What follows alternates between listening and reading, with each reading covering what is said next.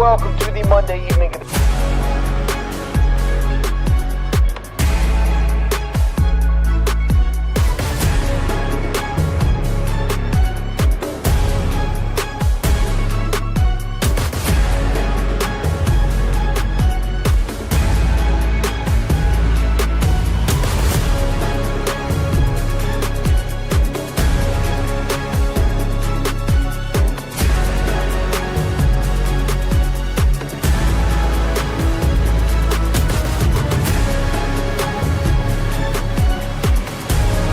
Love ball like I do.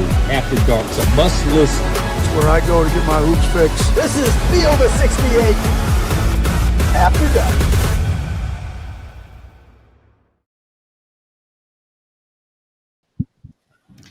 Welcome, ladies and gentlemen, to Rupp Arena here in Lexington, Kentucky, where Jeff Goodman and I just watched the number 15 Kentucky Wildcats knock off number 5 Tennessee 75-64 on what was a crazy night of college basketball. As you can see, Randolph Childress decided he didn't want to come to Lexington. He said, I'm going to go to Boston. I'm going to go where it's colder. I'm going to go where it's snowier, and I'm going to go where I have to wear a thicker hat and a thicker coat to be able to survive outdoors. It's been a wild Tuesday night in college basketball. And it's not done yet either. We're watching the end of this Indiana-Michigan State game where the Hoosiers have the chance to do one of the funniest things that could have happened in college basketball this season. And UConn is currently up 65-59 with 3 minutes left at Creighton. But we got to start, Jeff. We have to start right here in Rupp Arena, right here in Lexington, where the Kentucky Wildcats, for the 7th time this season, knocked off a top 15 team in the AP poll. That's one off of the record. And they have 2 more top 15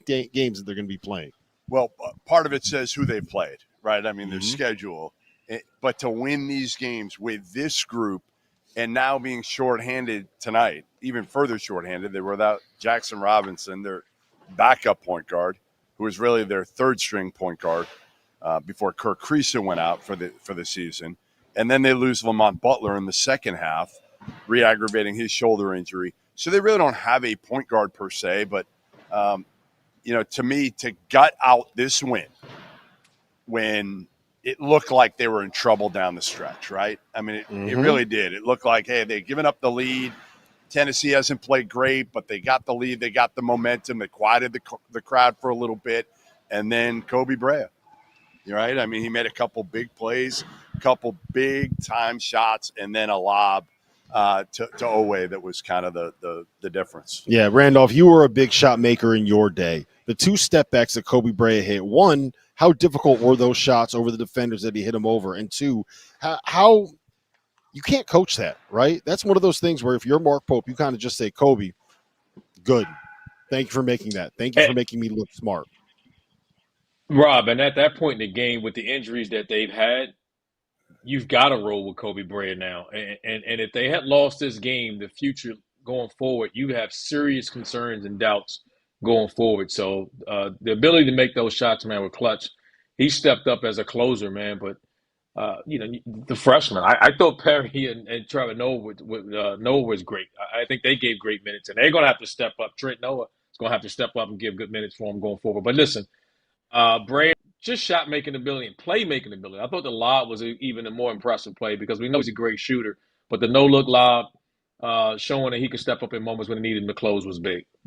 Yeah, and it's so impressive, Randolph, and we'll get to you in a second, Jeff, but it's so impressive that you could cycle through this many different point guards, this many different ways to run offense. Like Lamont Butler went down, re-aggravated the shoulder injury late in the second half. Kirk Creason isn't there. Jackson Robinson wasn't available. Trent Perry was getting ball hawked. They got to the point where it's Amari Williams running the point for him again, and it doesn't slow this offense down. Why? Well, they're predicated on shooting and ball movement, so they don't have to play with a traditional point guard and dominate the ball. I think the problem that they're going to have going forward is going to be guarding the ball. They already struggled defensively. Guarding the ball, good guards off the dribble is going to be a problem going forward because they're just running out of bodies and guys that can do it. But their offense is predicated on body movement and ball movement, so having a dominant primary ball handler won't affect them offensively. They still can shoot the lights out. How, speaking of shooting the lights out, Trent Noah. Man. They call him the Mountain Mamba here. They call him the Mountain Mamba, Randolph. Yeah, I mean, the freshman from the mountains, from about 2 hours away in, I believe, eastern Kentucky, was unconscious in that first half. He hit those 3 threes, and, man, I haven't heard Rupp explode like that in a long time. No, it was crazy. I mean, again, you're talking about a local kid that really hadn't played a whole lot, a freshman. There was a 3-star recruit that Calipari didn't think was good enough, was set to go to South Carolina, and then Mark Pope gets a job and says, you know what, we'll take a shot with this kid. And he's only forced to play because, frankly, they've got these other injuries. And he comes in and he bangs 3 threes. And then the second half, he makes a huge play. Could have been an M1, maybe should have been an M1, but he gets in line and hits those 2 free throws in clutch situation. Yeah, and I was talking with a couple of the Kentucky guys here, Randolph, and they were a little bit worried about having those guys deeper in the bench playing earlier on the season. But I think you're seeing the benefit of that. Trent Perry gave him some really good minutes. Travis Perry gave him some really good minutes tonight as well. Trent Noah gave him really good minutes off the bench. And I think you're seeing the value of blooding those guys early on to allow them to get the experience and the minutes so that in a situation like this, you got guys that are deep in that bench that can contribute. Well, you got to play, and you got to play early. The concerning part or the most impressive part about it was you're going against the SEC Defensive Player of the Year. Yes. And that was a concern that I had. I'm like, all right, Zakai Ziegler is going to take over this game, not just offensively. I'm thinking defensively. But, man, credit to those guys. They stepped up and made plays. I thought Williams' ability to control the paint sometimes, his threat to block shots when he wasn't blocking shots was big. He can help initiate offense as well, the way he handles the ball in the middle of the paint. His DHOs and his backdoor passing helps them out a lot. So I think they'll be fine. They just got to continue to defend and knock down shots. They'll be fine. That's what their offense is predicated on. But at some point, they got to remain healthy. If not, then they're looking to be upset early. So they'll be fine. But defensively, if you don't have Lamont Butler, you're going to revert back to what you were against Arkansas and Ole Miss. That's the biggest issue, right? Like, yes, they can score. Maybe not quite as efficiently. They can score. But defensively, they're going to be a mess again without Lamont Butler. Yeah, and that's the single biggest thing with this team, right? Like we can go over this over and over and over and over and over again, but every time we talk about Kentucky, Randolph, it always comes back basically to the same comment. If this team is going to guard at the level they did in the first half tonight, at the level they did at South Carolina, then they have a chance to make some real noise because they are so dangerous shooting the ball. But if you get something like at Ole Miss, it's not going to be pretty because they can get lit up. If Lamont Butler isn't playing, listen, I want to be optimistic, but it's easy to play with this level of passion and energy when you're home and that crowd and that place was buzzing like it is. When they go on the road and when they start playing outside of Rupp Arena, are they going to defend at the intensity level that they defended tonight? So he just plays with a level of toughness and it's different without them. I like we said, offensively they're going to be fine, but can they get enough stops? And when they're not making threes, that's when you need a guy like him out there. He makes a difference, and they're just running out of bodies. And you got to get Jackson Robinson back. Just as another secondary ball handling shot maker as well. Yeah. The good news for Kentucky, if you have a couple guys banged up and you're trying to kind of figure through the injuries, you're at Texas on Saturday, then you get Vanderbilt at home in this building on February 19th before you go to Alabama on the 22nd. Lamont Butler down for the next 2 games? I think you have to. I don't think you have a choice. I mean, right? They tried it for 3 games just now, and he came back and got hurt. So I don't know what you do. You try to manage it. You try to figure it out. They were trying to, maybe have him play through it and then get it stronger in between the games. But again, I mean, this was a tough one, and without him, I think you win a game in the tournament. You just can't. You can't sustain this. What they did tonight at the end of the game against one of the best defensive teams in the country without a point guard is not sustainable. But I agree, but I will say this. I think we have seen Kentucky win a lot of these games that you say are not sustainable, right? Like, Randolph, if you remember the game at Gonzaga, they were down by 16 points at halftime. If you remember the game against Duke, it was they left a lot of open shots and forced a couple turnovers late, but that was one of those ones where like, well, you know what? Like, I feel like Kentucky might have stolen one here. We said that at the Champions Classic. The same thing at Tennessee when they beat Tennessee earlier on this season in SEC play. So at some point, it's just kind of like, you know what? This team might be stealing games, but maybe they just know how to win. Like maybe that's their skill. Maybe they don't have to be great defensively. They just know how to win those close games. The only problem is when they get their ass kicked. Rob, I'm gonna side with Jeff on that in the sense of we're reverting back to when they were whole, when they were 100%, and then we can say, hey, we can appreciate them getting better on the defensive end of the floor. Right now, they're dinged up. Kirk Caruso ain't coming back. Jackson Robinson's out, and if Butler has a torn labrum, I don't know if he'll be. That's going to affect him. Let's be clear. He will not be 100%. From someone who's had 3 shoulder surgeries, he's probably going under the knife after the season to fix that. So, how effective that is for a defensive guy trying to run through screens and just to play with the level of physicality and intensity he has to play with, Rob. That's it, for him to come back and then get re-injured. That when he gets back in this game is just stating you. He's trying to gut it out, man. But at some point, I don't know. Well, what is Randolph, enough, right? Randolph, let me ask you this, because Jeff and I were talking about this earlier. If you're Lamont Butler, what is the point where you kind of say, I need to start looking out for myself? Because I think if you're worried about his shoulder, someone's going to have to save him from himself if that's something that can injure it long term. He's a tough kid. Because I don't think he's the kind. Yeah, he's not the kind of dude that's going to say, I'm going to sit this one out. He's going to say, I can lift my arm up, I can breathe, I have a pulse. Okay, suit up, I'm ready to go. Let's go play. And listen, Rob, I think he should play, but he's not going to be as effective because getting through screens and playing the game. That's all I'm saying. I mean, I don't think he should just if he can. It'll subside. It'll take him a couple of days. Every couple of days, he'll need 2 or 3 days. It'll calm down, and then he'll start back up again. The problem is, as soon as he get back out there in an uncontrolled environment, it's going to pop out or it's going to slip or whatever it is. It's just inevitably going to happen until he gets this corrected on the surgery. Yeah, you just got to get to the offseason for him. So listen, Jeff was able to catch up with Kentucky head coach Mark Pope. Mark Pope. By the way, I didn't realize this. They do a coaches show here after every single game, and they stick around. And there must have been probably 5,000 fans standing there waiting for him. And he actually, so he went and he does the whole thing. A half an hour after. It was like 45 minutes waiting for him to come out. He comes out, he talks for 30 minutes, and then he has to apologize to them. The noise you hear in the background is they have a concert here tomorrow, so they're changing over the arena as we are sitting here doing this show. And Mark Pope, the only reason he didn't stand there and sign autographs for every single one of those fans that showed up to see him and watch the coaches show is because they were changing over the floor, and the university said you are not allowed to stay and sign autographs. These guys got to do their job. Let's get to that interview. Kentucky head coach Mark Pope. And another win. I mean, listen, it's been a little bit tough the last few weeks, right? I mean, dealing with the injuries, the SEC. You knew it wasn't going to be easy. Tonight was a huge one. I think the last couple of games, just how you played defensively has been so important, hasn't it? Yeah, it's been really important. Our guys have been great all season. You know, we've had challenges that come up. They kind of these trends where we struggle. Originally, was struggling on the glass. Man, we had a really tough time on the glass, and then we had a real issue defending legally, keeping guys off the free throw line. And then it's there was a time when we were really struggling with our movement away from the ball.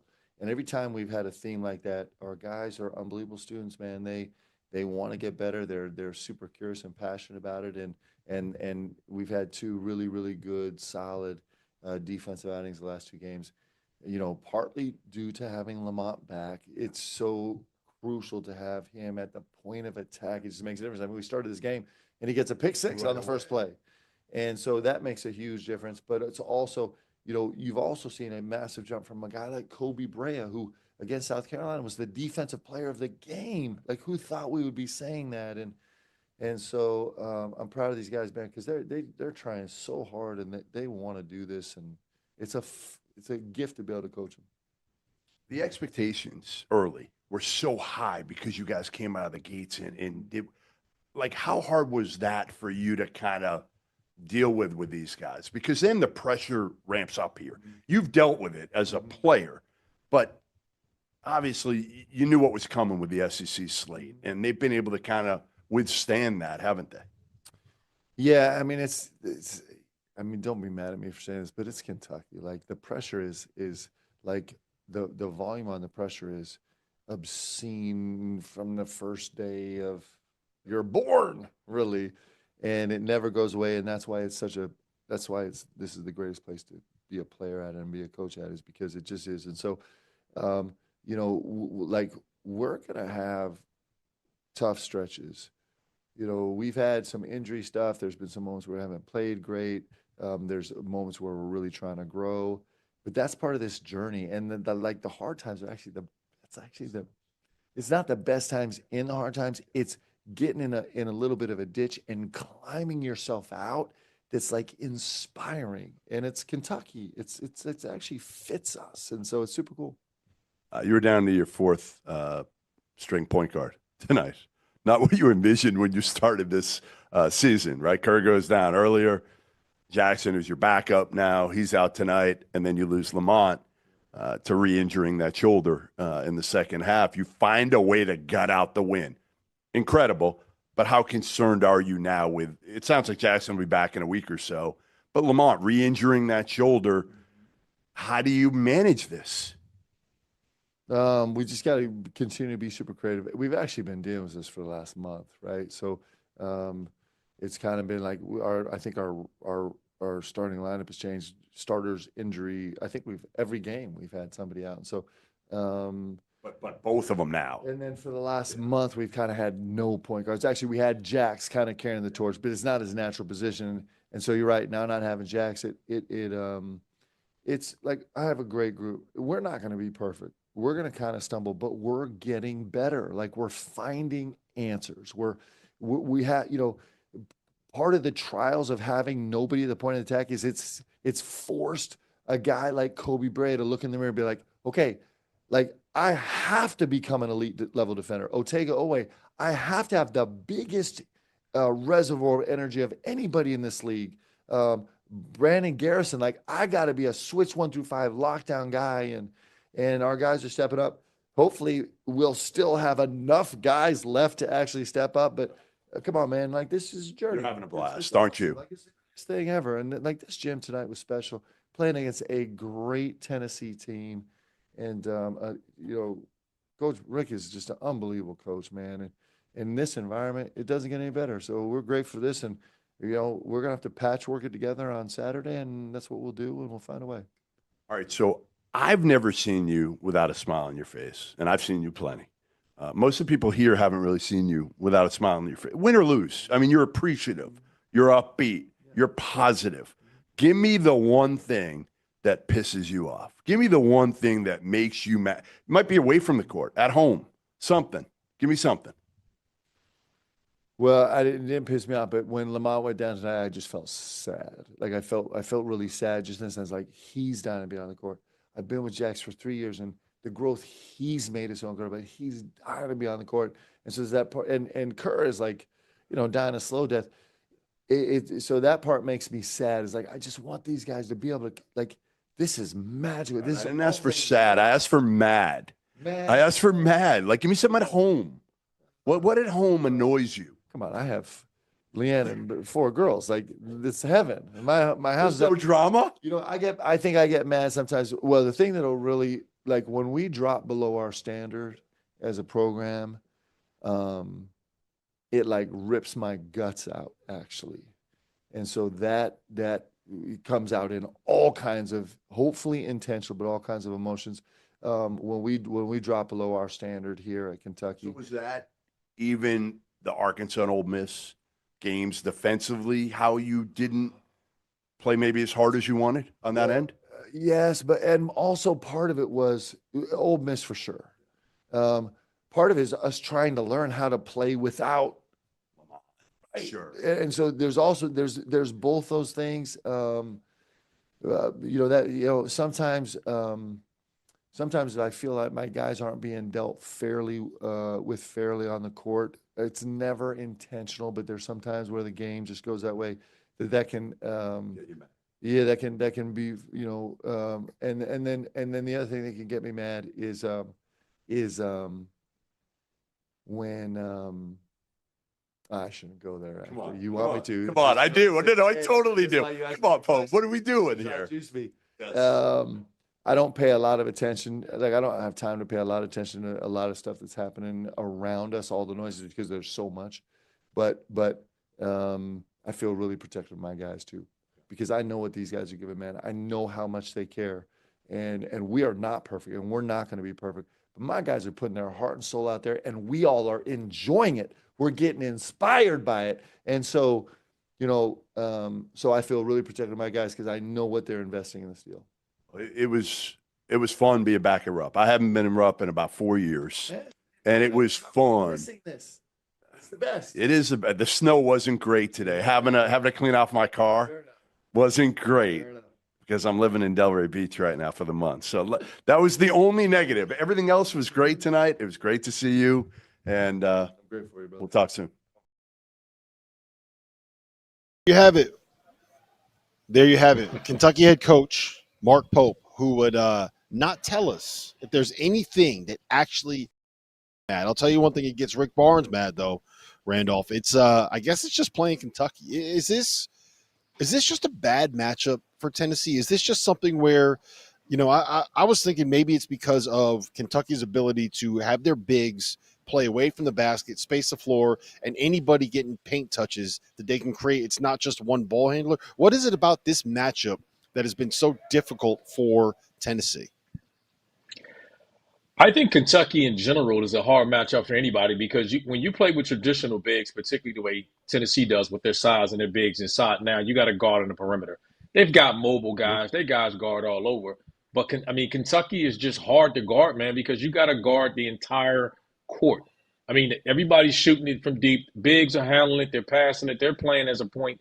And like you said, now with all these injuries, they don't play a traditional way. It's by committee. It's by matchups. So they can initiate their offense by your weakest defender. So they play outside. They almost play inverted with the amount of threes that they shoot, which is not the way Tennessee plays. But again, I thought Tennessee, when they got late in this game, I thought Tennessee had them. I thought they had walked them down.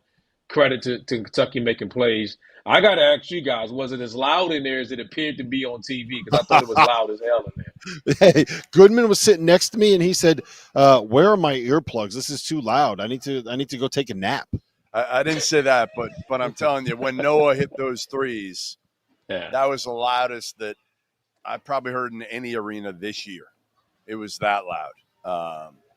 Again, what I don't mean to cut you off, but the coolest moment for me was there was one possession. It was after Lamont Butler went out, and I forget who it was. They just banged a three to go up. I think it was the first Brea three, and Kentucky goes up 61-60. I want to say there were 4 minutes left, and they get a stop, and then Tennessee gets an offensive rebound, and they get a stop, and Tennessee gets an offensive rebound, and they get a stop, and then Tennessee gets another offensive rebound. But what they did every single time that Tennessee regained possession was you could just see everybody in Rupp Arena stand as one and get loud and start cheering. And they're like, all right, we're going back at it again. All right, we're going back at it again. And there's just something about having 24,000 people in this building cheering you on and pulling you on. It just there's something about this place that's special. Yeah, it's Mammoth, number one. Mm-hmm. It's Mammoth, and there's no fan base like Big Blue Nation. There's nobody. It's everybody. That's the difference. Some fan bases, it's the students that kind of hold down the building. Some places like Creighton, it might be the older crowd. Here it's everybody gets into it. They're fanatical. They're out of their mind, and they love Mark Pope. That's the other thing. Again, you can feel it here, the change. They do not miss John Calipari one bit. They love Mark Pope. They love the way this team plays. They love the way they're making shots. They're moving the ball even without a point guard.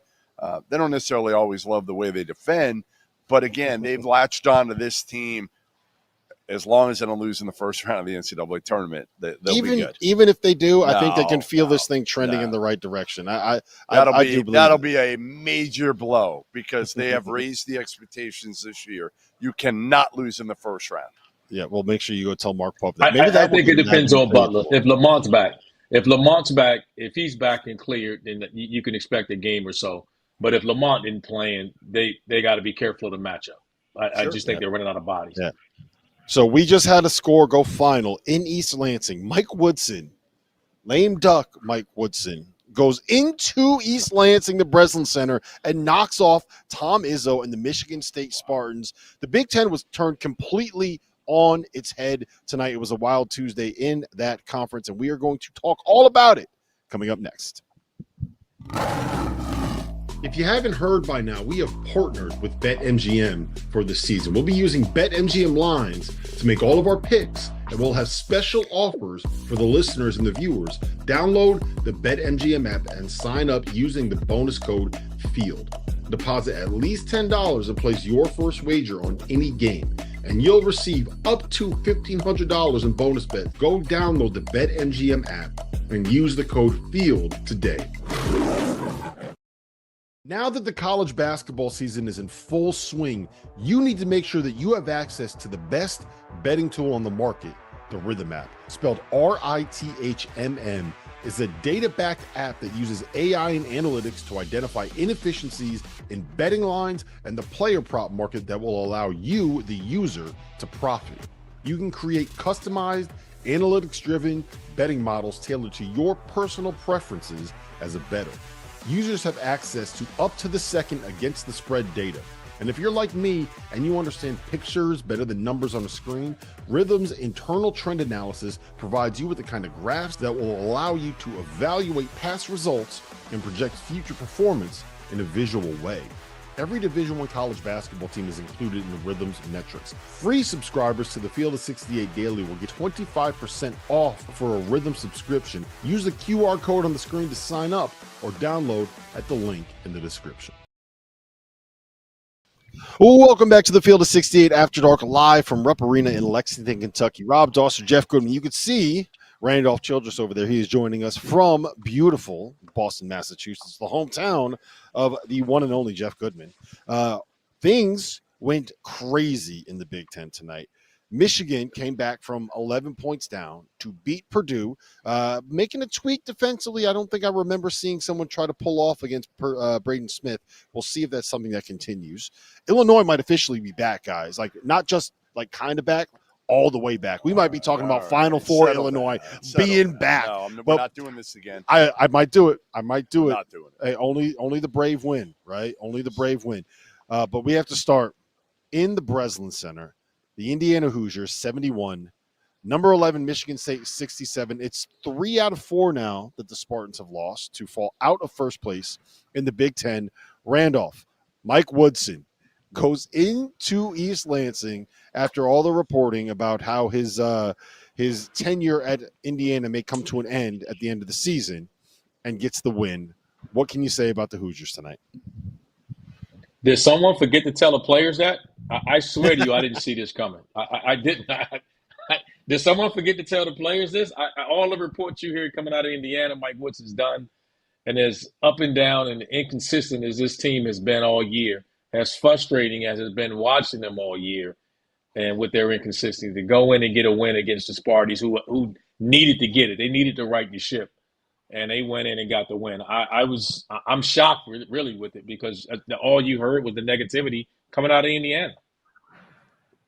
I mean, the crazy part now is, like, Woody still hasn't actually publicly acknowledged that he's stepping down at the end of the year.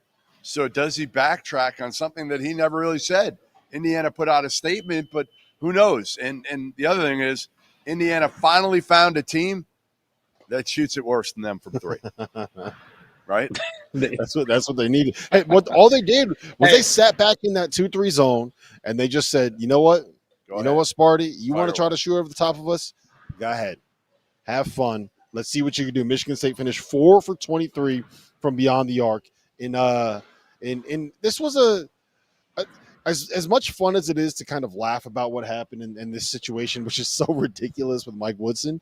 I think that this is a little bit of a warning sign with Michigan State. We saw this in the 2019 season when it was Miles Bridges and Jaren Jackson, and Michigan State was a 2 seed, and everybody thought that this was a team that had a real chance to make a run, and they ended up losing they were a 3 seed, and they lost to an 11 seed in the second round of the NCAA tournament in the game. I forget who it was, but they scored 55 points and couldn't make a shot, Randolph. Rob, we don't have to go back that far. When it comes to the Sparties not making threes, we could just look at the last couple of years. I do think this team plays better. They play faster. They've done that most of the year. I don't think the year is a fluke, but this team started off the season struggling from three, and we watched them and was scratching our head. And the Champions Classic, like, oh my God, this is going to be hard to watch. And they flipped it and got it going. So it's tough to sustain it.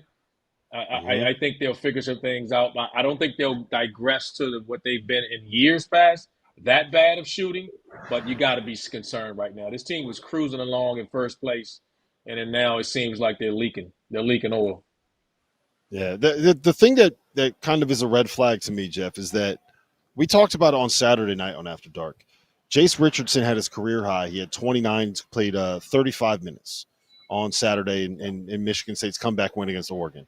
Tonight, he played 33 minutes, scored 13, 5 for 12 from the floor, but Jeremy Fears struggled. Yep. Trey Holloman didn't shoot the ball well, and it was one of those things where it was kind of the matchup driven. I can't get past the fact that Indiana threw a zone at them, and Michigan State looked like they forgot how to play basketball. Yeah, and their bigs still, right? I mean, Right. Listen, Michigan State's their bigs are who we thought they were for the most part, and that schedule at the front end of the Big Ten, our producer Trevor put it out there, and everybody went crazy on him, but it was accurate. They hadn't really beaten anybody really good. Did they get a false sense, a little bit of confidence? I don't know, but listen. At the beginning of the year, if you would say which team is more talented, Indiana or Michigan State, it's a toss-up at worst. Are we doing this again? Is it? Is it a toss-up? Are we doing this again? Well, no, but it's close. Is it not? I think that Indiana. It's debatable.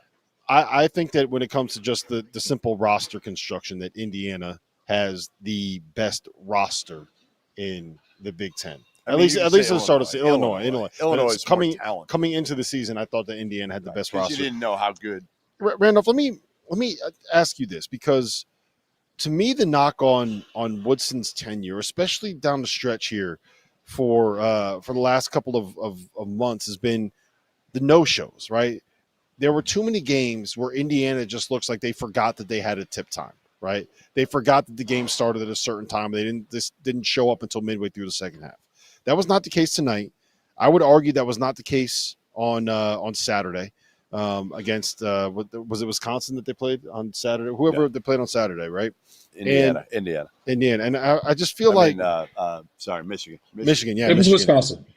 Michigan and it was Wisconsin, Michigan. Yeah, right. And I just feel like if we had seen this level of effort and intensity from Indiana the entire season, that we wouldn't even be having these conversations. There's no way we about would. Woodson. Right. It's effort and it's execution. And it's the blowout losses and the close losses. And the fact that they hadn't beaten anybody up until tonight. What was their best win? And the distractions of hearing about players going out and everything else that you heard about them. Right. But what they look like since the announcement came out, it looked like a bunch of guys trying to rally and play for them. Yeah, that's what it looks like. They're rallying and they're playing for them. And again, you know what the crazy thing is? We agree or not, it's crazy. You know what the crazy thing is, RC? If they run off a couple more in a row here, they're back on the bubble. They're right on the bubble. They're right on the bubble. Yes. Like if they pull out what Kansas State has pulled, or anything close to it, and they win, I'll give them 2 more in a row. Who do they have? That's Who's why the they have UCLA and Indiana at home. Friday. Next game. Friday's UCLA. Yeah. Next Sunday is Indiana at home. You win those 2, and you're not just on the bubble. You're probably in the NCAA tournament. And you know what? I know what I'm rooting for now. I want to see the Hoosiers make a run. I love the drama. I love the mess. I love seeing things get a little bit uncomfortable. They get Purdue at home. Come on, right, Purdue at home after UCLA. Yeah, reel this off. So Reel 2 this off. games at home. I'm in. Now I'm the in. question Hoosiers, will baby. be, I got to get my crimson and what do you call it? Candy striper pants. I got to get myself a pair of candy striper pants. 38 waist, but they'll be down to 36 by the time we get to March. I promise you that. The question will be, RC, will they have a home court advantage? Like, will the fans come out now? There wasn't much of one last home game, but now with them winning, will they rally behind this team a little bit? We'll see. All right, let's move on because I do want to get to Purdue. Purdue is now in second place, I believe, in the Big Ten, thanks to a road loss at Michigan. Michigan's sole possession of first place, 11-2. Sorry, I just had to bring it up here on the phone while we're streaming through my laptop.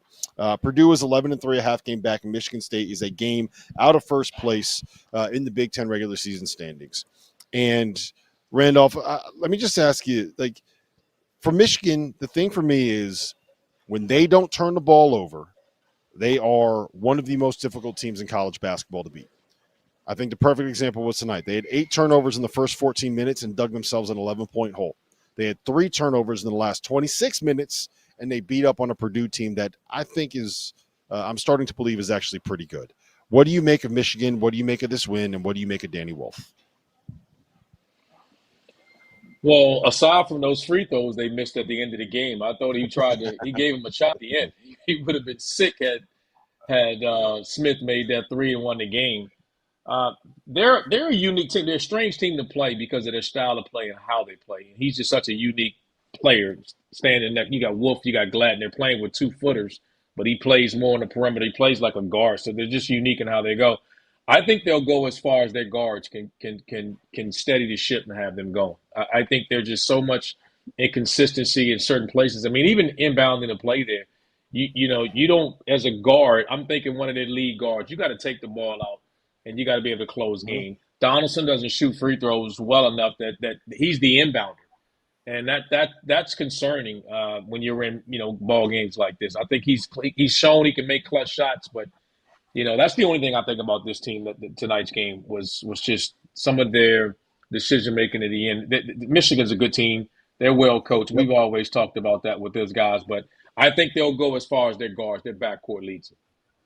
Jeff, they're in first place now. I mean, Michigan is in first place. They're the only team in the league with 2 losses. They've done it without a true point guard. Right? I mean, they've done it, again, having to run a lot of offense through their big and Danny Wolf. And you got to give Dusty May a lot of credit because he has found a way to kind of hide those weaknesses where usually you say if you don't have a point guard, you have no shot. You have no shot. And they're in position to win the league. Now, the league isn't overpowering this year. Let's face it. But, again, first year, brand new team, completely different players other than what, Vi Golden? It's the only player he brought with him, correct? Mm-hmm. Right. And look at what he's done. Are we really going to question Dusty May? Like, I know there were plenty of people that did. I'm not pointing at you or RC, but there were plenty of people that were like, well, he went to a Final Four, but it was fluky. It was a fluky Final Four. It wasn't fluky, but I think that it was justified saying, well, I think that Dusty probably still has some things that he needs to prove. Sure. And he's proven those things. He's proven that the bet that Michigan was making on him was correct. He also had a shitty job at FAU, a bad job at FAU. And he turned it into a Final Four, and then people kind of crapped on him when he didn't take him far in the NCAA tournament. Like, come on. Like, go down FAU. It couldn't have been. I know you like Del Rey and Boca. Well, it couldn't have been that. You're trying to move down there right now. Where are you living right now in this moment? Temporarily, just for the weather. Just for the weather. It couldn't have been that bad of a job if you are literally trying to go there, so you don't have to be with RC in Boston right now. Right. I agree with all you guys and everything. Hey guys, I'll say this. I'll say this about them too that I think about Dusty May. I'm a big fan of his because, and we said this a year ago. Even though their season at FAU following the Final Four didn't go the way everyone intended or thought that it should, but the mere fact that he got those guys to return in today's climate tells you all you need to know about Dusty May. All you need to know about him and that what he could do with a program with the resources and the backing at a place like Michigan. So I'm not surprised because he did it in FAU. One more thing to that in furthering that is I think what he went through last year at FAU in the adversity, dealing with a bunch of guys that were kind of high major players and having to deal with some of those egos and the expectations and all that have helped him immensely this year at Michigan. Yeah, that's a good point. That's a really good point, actually. You know what else is a good point? Your whole you can't win without a point guard situation might be a little bit flawed. Kentucky won without a point guard tonight. Michigan won without a point guard. And Purdue, with the best point guard in the country, took a loss. Randolph, I want to ask you this because I thought Michigan did something I don't remember seeing anybody do against Purdue. And basically they went to a 2-3 zone, but to me it looked like all they were trying to do was just send two guys at Braden Smith and get the ball out of his hands, and then they zoned up everybody else. And I don't know that I've seen that before. They were switching a little bit on him late, but is that the key?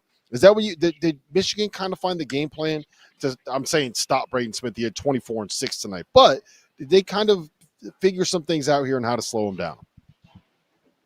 I don't know if 24 and 6 and 5 is slowing him down. And one, like, I don't know if that's slowing him down. Listen, he's a handful, man. I said this last night about him. I thought he'd have a good year. I thought Purdue would be good. I didn't think Purdue would be this good. And Braden Smith is a big reason why. And I didn't even see this kind of production from Trey Kaufman-Renn. I didn't see him being as good as he's been, putting up the numbers he's putting up. So I thought Trey Kaufman-Renn would struggle with the length of Michigan front line with Wolf as a weak side guy. I thought he struggled. He didn't. Braden Smith didn't. They're the real deal, man. And it isn't always pretty. Those two guys are carrying it, whether Fletcher Loyer joins in the third parties. He's that guy. If someone else steps up, they can knock down shots. They were right there, man. They could have very easily won that game. I just got to give my hats off to Purdue. They've exceeded the expectations that I thought they would, being a national runner-up a year ago. I thought they'd take a step back, and they may not be favorites to make a national championship run, but they're taking this Big Ten title down to the last game. All right, let's get to Illinois, because I do want to ask you guys about Illinois. They knocked off UCLA. The final score was 83-78. They were up by, I believe it was 16 in the second half. And if my math is correct, I think UCLA hit 8 straight shots, 8 straight threes maybe down the stretch to turn what would have been a blowout. It's just something where Illinois had to make some free throws in the final seconds to be able to hold on to that thing.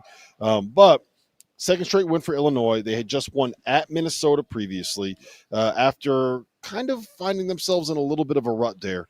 And you're all in. You're back all in, you said. I kind of think I am for a couple reasons. One, I think that – what are we doing here, RC? No, look, I think that Brad has kind of figured some things out here. And the reason I'm saying that is he's shortened the rotation. You know who's not playing anymore? Trey White and Dre Gibbs-Lawhorn. And that was after he tried putting Trey White and Dre Gibbs-Lawhorn in the starting lineup. So against Minnesota, they completely cut off the threes and said, we're taking everything to the rim, and they won by 21. And then tonight, they basically just played their guys that were shooters plus Morris Johnson, who's not going to take shots. So everybody that was out there on the floor as the floor spacer asked to take these threes are people that you would sit there and say, okay, he's a shooter, he's a shooter, he's a shooter, he's a shooter. Yakashonis, Ivasic, Will Riley, Humrickhouse. And I think that is Jeff, that's different than what we've seen from them in the last couple of weeks. And I think that I'll say it like this. They're trending in the right direction. And if you get Will Riley going, Yakashonis going, and the role pieces around them playing well, then I think that you have something there. Now, they're all freshmen, and so it could all just blow up in their face at some point. But we're starting to see the ceiling a little bit again. The roller coaster ride is going to continue, right? I mean, that's what this is. If you're an Illinois fan, sorry, Trevor Valise, this is what you've signed up for this year, and really most of your life. But definitely this year. It's just kind of the roller coaster, right? You're living it. And close your eyes, man, because this thing is scary. And, maybe at the end you can open your eyes and it'll look good. Yeah. But right now, for a couple games, it's looked pretty good, and maybe Brad's figured it out. Randolph, sometimes when you're watching this Illinois team play, you're watching them and they look like a team that can make a Final Four. And then sometimes it just feels like what they do is they put a pillow in front of you and you go step on it and you end up falling and sliding and hitting your head on the end table next to your bed. It's one of those things where that's what this Illinois team is. Hey, Rob, you know what's funny about it? We've said this all year long. Talent for talent. We think this is the most talented roster in the Big Ten. Illinois can be a team that wouldn't surprise me if they put all the pieces together. He obviously sent the message in benching guys and shortening guys' rotations. But if they're going to make a run in March, those guys are going to have to figure out a way, get the message and contribute. He's going to need those guys' experience. This But, like, Illinois team is a team RC, that you can't have confidence in this group, though, can you? The way this season has gone for them, like they can win a game, maybe two in the tournament, but wouldn't you be shocked if they go beyond the Sweet 16? And Jeff, they could also lose the very first game. 100%. That's the difference in where this team is. They could very well drop the very first game in the tournament, or they could make a run and make 2 or 3 games. Like, that's just how crazy up and down this team has been. You don't question the talent, but they hadn't played at that consistent level. Like, it would not shock me right now if that was to happen in Illinois. All right. So the team that you are backing out of the Big Ten to make the Final Four is Randolph. You first.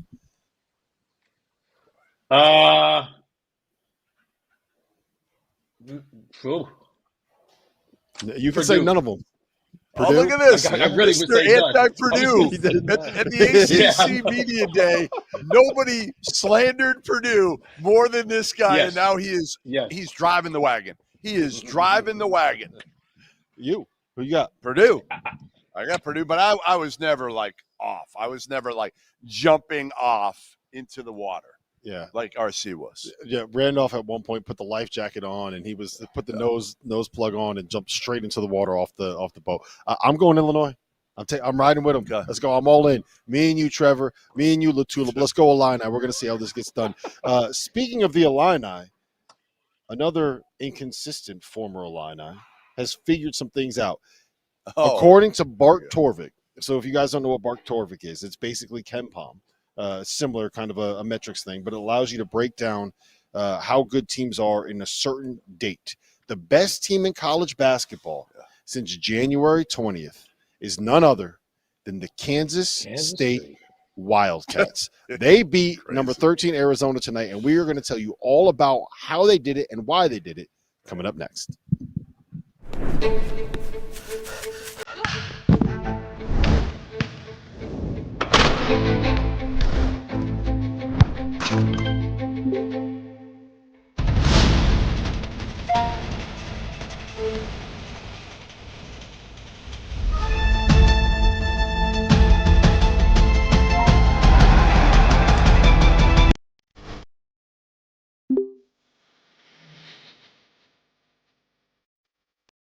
There is no sport in America that is more difficult to follow than college basketball.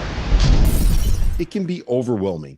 That's where the Field of 68 Daily comes into play. The Daily is your go-to source for injury updates, recruiting news, and transfer portal additions that actually matter. For just $50 a year, get access to the same information that your favorite team's coaching staff is subscribed for. Quality content can be hard to find in the college basketball space. The Daily is here to help you with that. Would you be surprised to find out that the Field of 68 is home to more than 35 podcasts? More than 25 team-specific podcasts that are hosted by the people that know what fans want the most. The Goodman and Humble podcast, the DTF podcast, the A10 Insider podcast, and the Mountain West podcast. But wait, there's even more. The Field of 68 will be launching the ACC Insider podcast this year. Subscribe to this channel and come along for the ride.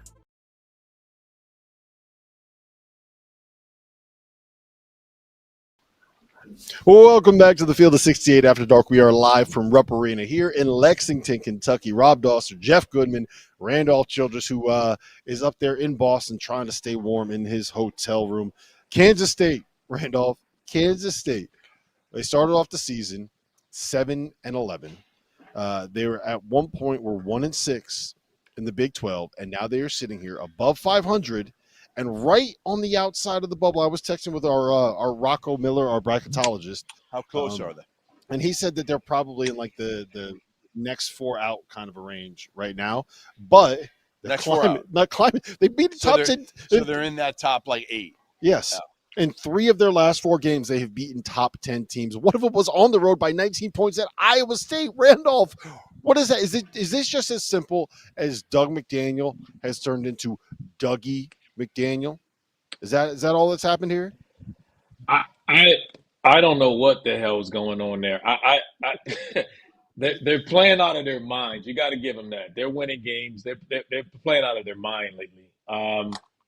But I'm like Jeff. I thought it was over. It was kind of like they're just playing spoiler, and then now they're putting themselves in position with their wins to get back into the dance. Like, what's the number? What would be the metrics for them to get in? I mean, but they've got the quality wins now, but they still got to win some more games to get back in.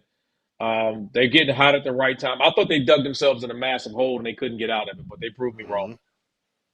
Yeah, I didn't think that. I didn't. Not only could they not get out of the hole, I did not see him finding a way to turn this around. That's been the most impressive part to me. So I took a call on January 24th. It was Friday afternoon, and Jerome Tang called me. And we were talking about just kind of the season and everything. And I'm like, man, like this is brutal, right? They had just lost 6 straight. And he says to me, and he's super positive all the time anyway. He says to me, he's like, I really feel good about this. And I'm just thinking, like, we got off the phone, and I'm like, come on, cut the shit. Like, cut the crap, man. Like, what are we doing here? Like, and they go out and they flip this thing. And I think he felt like, and what he told me in that call was, I'm going to play the guys that are going to play the way Kansas State basketball needs to be played. Right? I'm going to play the guys that play with pride, that play hard, forget about. Now, they found a way to get Doug McDaniel going. Because let's face it, early in the season, it wasn't working with Doug McDaniel in Kansas State. More mentally than anything. More mentally. We knew he had the ability. That's never been a question with Doug McDaniel. But now you get him going, and it creates so many opportunities for everybody else because of the pressure he can put on the defense and really the pressure he can put on the offense from the defensive end. Like he's a game changer when his head is on straight. Yeah, I should have mentioned it, but the final score tonight against Arizona was 73-70. Doug McDaniel, 24 points, 3 assists, 5 steals. Coleman didn't have his best game. Kansas State shot 1 for 19 from 3, but David Gasson had 16 and 7. They held Caleb Love to 3 of 15 from the floor. But to me, the biggest thing, Randolph, is that if you look at what Jerome Tang wants, right, when he's had his best teams, and I think you could even make the argument, if you look at who he's kind of targeted in the portal and pulled out of the portal in recent years, Tyler Perry specifically last year, he wants that little guard that could get into the lane whenever they want, that could also make threes and space the floor. And he wants a guy on the wing, if it's a big wing, if it's a 4, if it's a combo 4, whatever it is, someone that can go out there and get buckets and kind of wreck stuff on the defensive end. And I think that what you're starting to see is Doug McDaniel embracing that role as the point guard and Coleman Hawkins turning into the guy that is your do-it-all. Like, he's averaging, what is it? I think it's 13, 6 boards, 4 assists, 2 steals, and 2 blocks before tonight in the last 5 during this win streak. Turning him into that player and Doug McDaniel into this player, that's what we thought they were getting back in April and back in May. You know what he reminds me of for their squad in the previous times was the Ishmael kid, the big forward that stretches you, that I need you in big moments to knock down shots. That's what Coleman Hawkins reminds me of playing for him. And you're right, Dougie is a problem. And when he wants to get into the ball, he can be a Zakai Ziegler type of point guard, small point guard, get in the paint, disruptive on the ball when he wants to be. Again, this team was 1-6, Rob, and they found a way to win, like you said, shooting 1 of 19. And this game wasn't pretty. I mean, hell, Arizona was only 2 for 22. They were combined 3 for 41 behind the three-point line. So it looked at times, I mean, but the pace of the game, the way both teams played with style and pace, made it entertaining. Caleb Love, I thought, took a step back. He had elevated his play with playing really consistent and struggled here tonight. But again, this is what about Kansas State, and I'm sitting here watching because I can't believe how they've just resurrected their season. I thought they were dead and gone and kind of turned the page and didn't even think about them going. And now you're talking about a team that can really jump up because of the opportunities that they have in the game that they won. They can steal a bid from someone. I mean, they got 2 coming up, right, at BYU at Utah, both winnable games. Yeah. But can they sustain this against 2 teams? It's not just they're not just winnable games. They're winnable games that are resume games, right? BYU is going to be a quad 1 win if they win there. Yeah. I think Utah would probably be a quad 2, but it's right there on the borderline of being a quad 1 win. And if you win those two, and look, that's good. You're That's probably harder. on the right side of the bubble. That's harder said than done. Yep. Like BYU, there's 22,000 people that are going to be losing their minds in that building. Okay, and they got a top 5 pick on their roster in Igor Devin. So that's not going to be an easy win. But if you get those two, Randolph, then instead of just kind of saying hypothetically, oh, wow, isn't this cool? Kansas State got themselves in the bubble picture. Like, you're dancing. Like, you're you're on the right side of the bubble. And, I mean, they won at Iowa State. I mean, at least you're playing for something now. Yeah. Right? I mean, you're playing for something. They got 4 top 10 wins, top 15 wins, right? They got 4 wins over ranked opponents in the top 10. So this isn't top 15. Like, they're going to be – they got those wins. They just need to get enough wins to stack to get as close as they can. They got the resume tournament wins enough. They got enough quad 1 wins already. They just need to finish the job and try to close out the year. You know, I think what is really interesting too is that when we were out there in September, one of the things that they were trying to do in practice was work Coleman Hawkins in as a wing, get him to play the 3. Like, that's what it was. Like, we got a Shore, we got a Ghana and Yenso coming in. We got these big guys.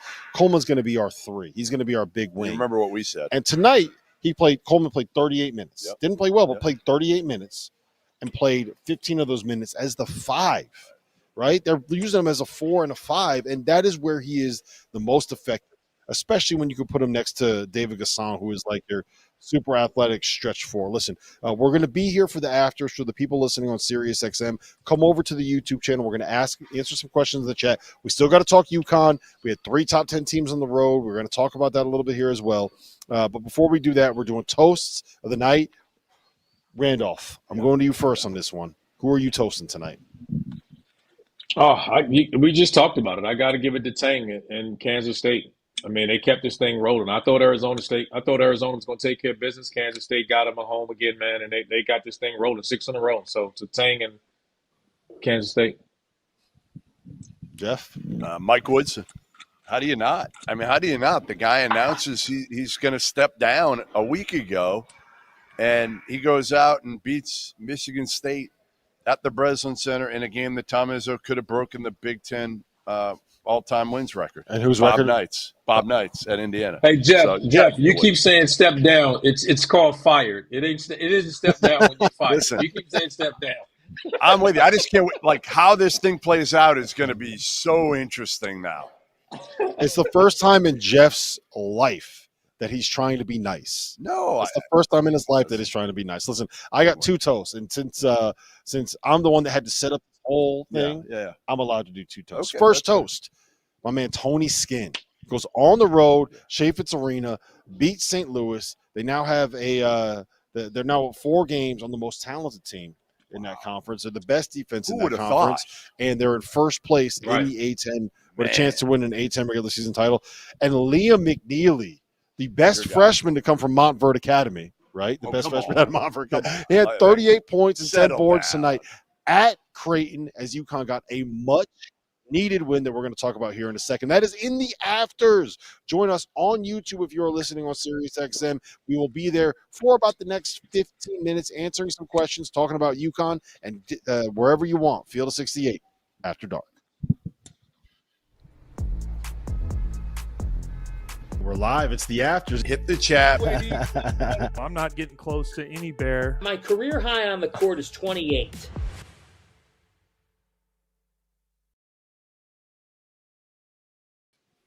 Welcome back to the Field of 68 After Dark Afters here on a Tuesday night from, actually, technically, it is a Wednesday morning from Rupp Arena, Lexington, Kentucky. We're joined by Randolph Childress. It's only 11:58. Oh, so it's not yet. So No, give me 2 minutes. Give me 2 minutes, and we're going to be there. As usual. It's been a rough show for me. You're guys. inaccurate. It's been a rough show for me. I had a flight canceled.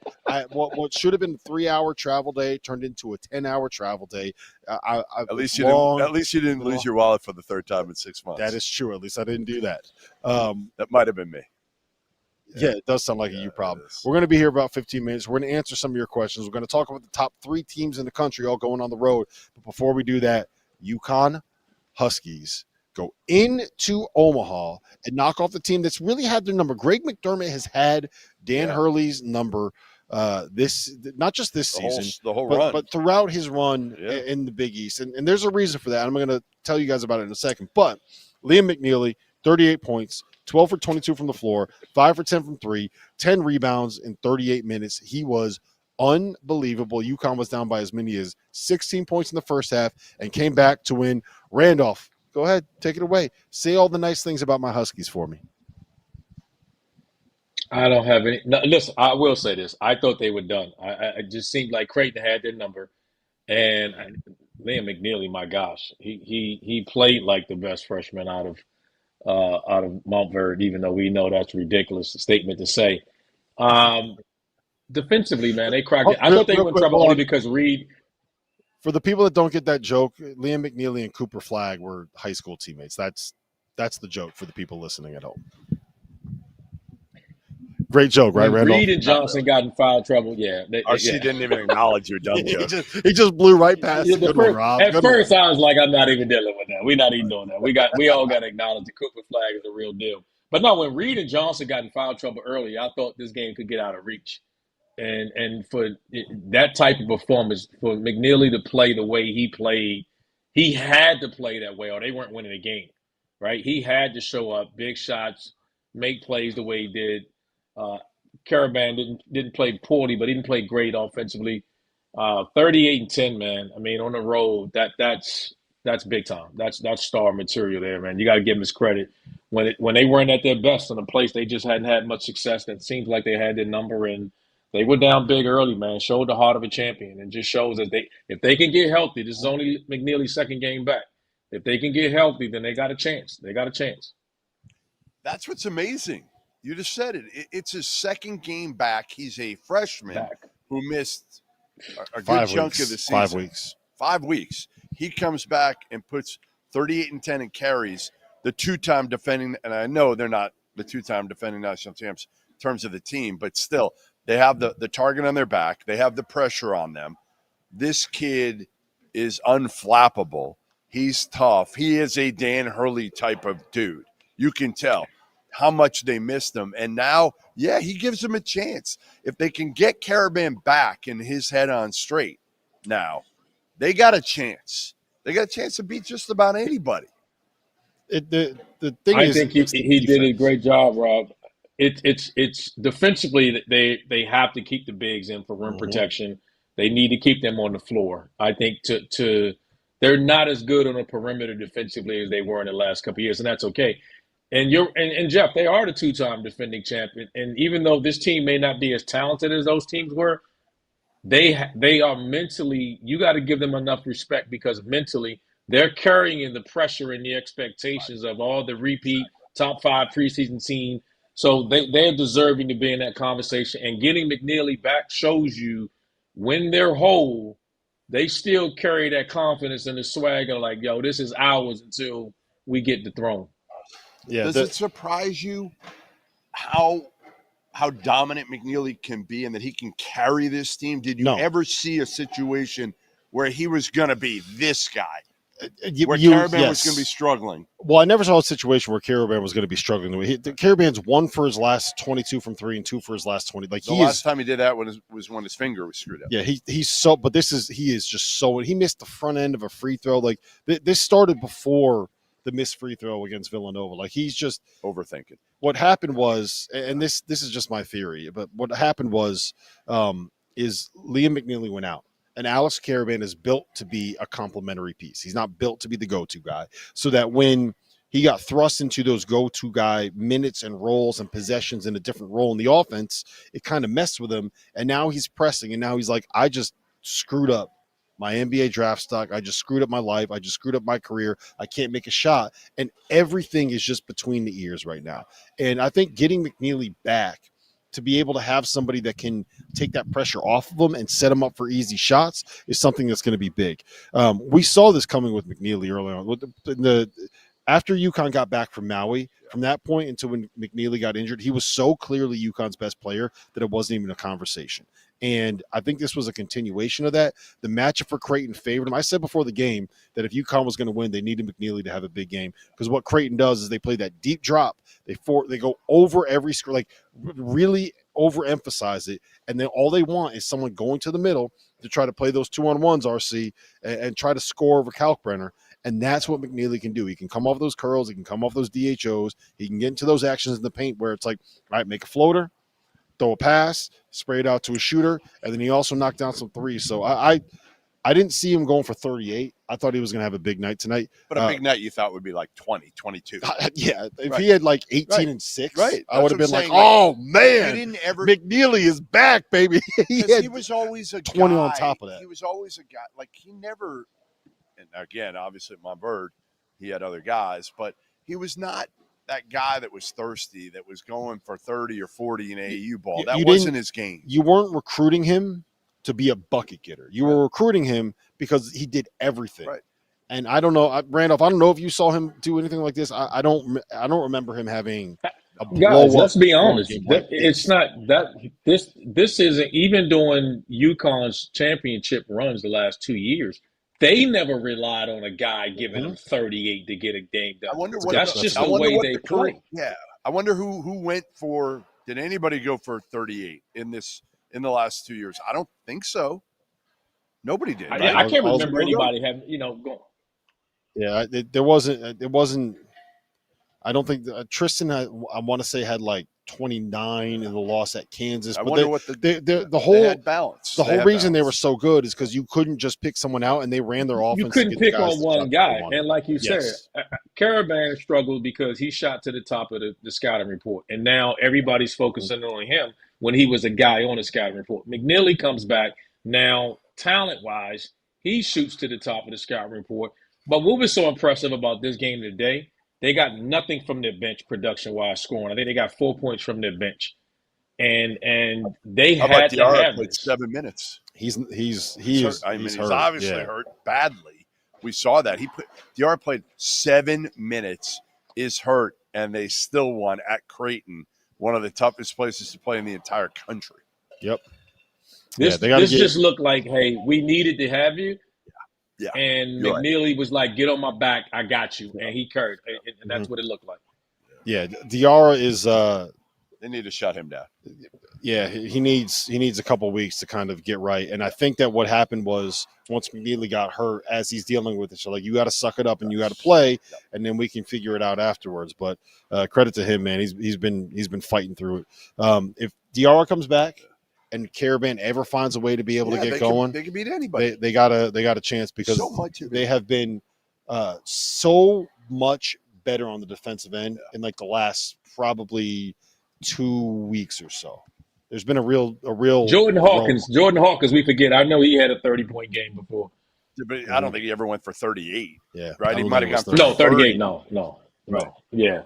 Who was it? Dagan, our producer Dagan Hughes just said 31 is the most that anyone scored in the last Tristan 2 years. Newton had 31 against Kansas in 2023, and Hawkins had 31 against St. John's. There you go. Same season.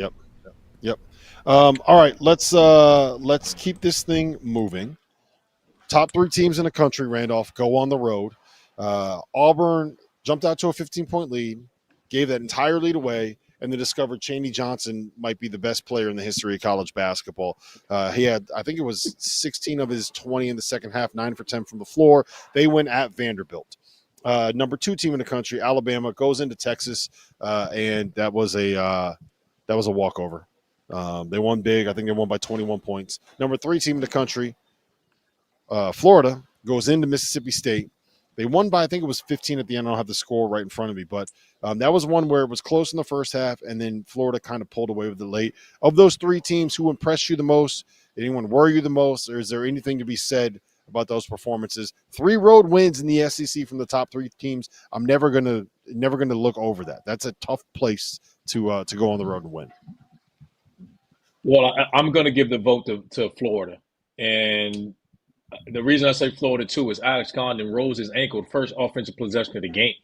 And he goes out, right? And you're already missing Martin. So you're essentially missing 2 starters. They go into halftime. They're down 1. Rob, they come out the second half. They go on a 20-0 run and just blew this, just hit the gas coming out of halftime and was just like not playing with y'all. And we're talking about a ranked Mississippi State team. Like, we're not talking about, some non-conference scheduled game. Of the 3 teams, I don't think it's close. The most impressive win and the most impressive week is Florida Gators. Now, So, I Randolph, love hold on, their real depth. I quick. love their style. So they did it without Elijah Martin tonight, right? And I think Right, it was right. 3 minutes in, Alex Condon hurt his ankle. We were wondering why Todd Golden was losing his mind. He thought it was a dirty play by R.J. Melendez. It didn't look dirty. I haven't seen the replay close enough, so I don't want to comment on that, but that's why he was losing his mind. When you can see them do this without important pieces, Right. we saw them win a game without Walter Clayton the other day. Like how where would you rank them in terms of? I think we've said on the show we think Alabama, Auburn, Duke, top 3 teams in America. That I think that's not a consensus, but that's where a lot of people are kind of landing right now. How close is Florida to that tier, and how close is Florida to the top teams in the SEC in your mind? Guys, I said this last night. I think Florida is as talented as anybody. I think they match up with Alabama and Auburn very well.